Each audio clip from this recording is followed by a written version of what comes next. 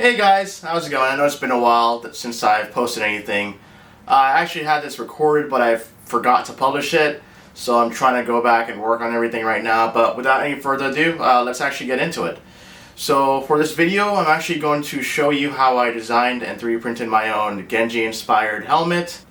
Let's just say I was a sucker for Overwatch and I played it a lot. He was the one I mained the most in the game. This is more like a bust version of it. But you can actually apply everything that I show you to design your own helmet that you want in the future. Hopefully this helps you with your own 3D modeling, and let's get into it. Alright, so first things first, we're going to go ahead and grab a demo head from the Lightbox section.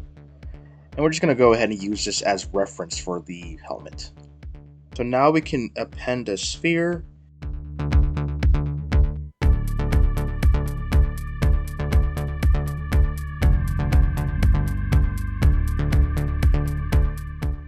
And we're going to scale it until it fits to our liking on the demo head.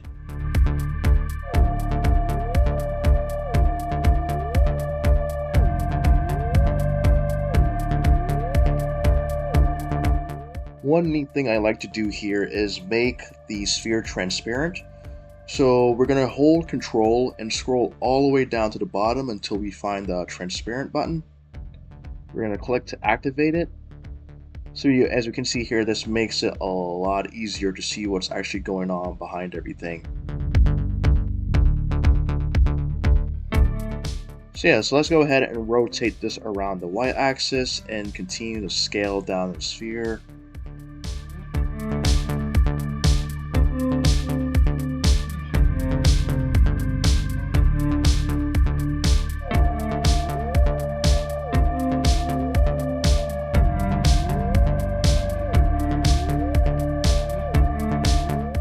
Now once this is scaled down to our liking, we can now go ahead and use the move brush and just mold the sphere until we get it to how we want it. You know, this might take some time, so just be a little patient.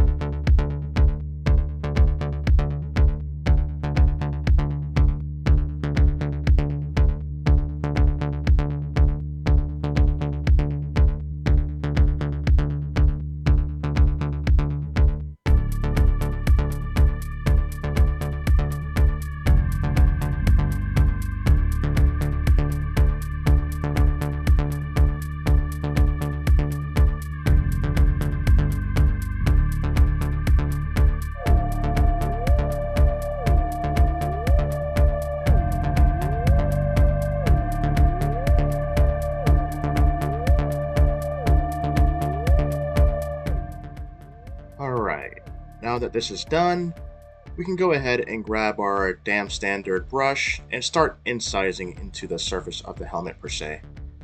What we're trying to do is create a visor in the center of the helmet where the eyes are located.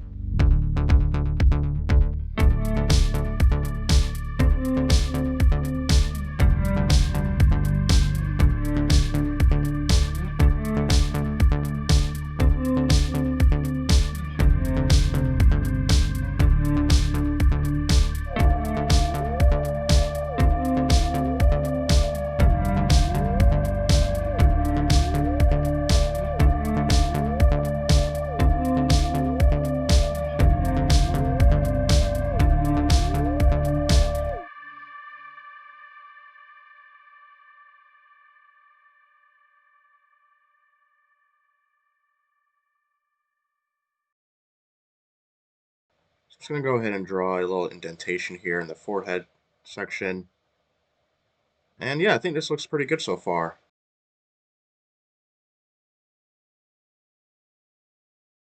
I'll just stop it here and I'll see you guys in part 2.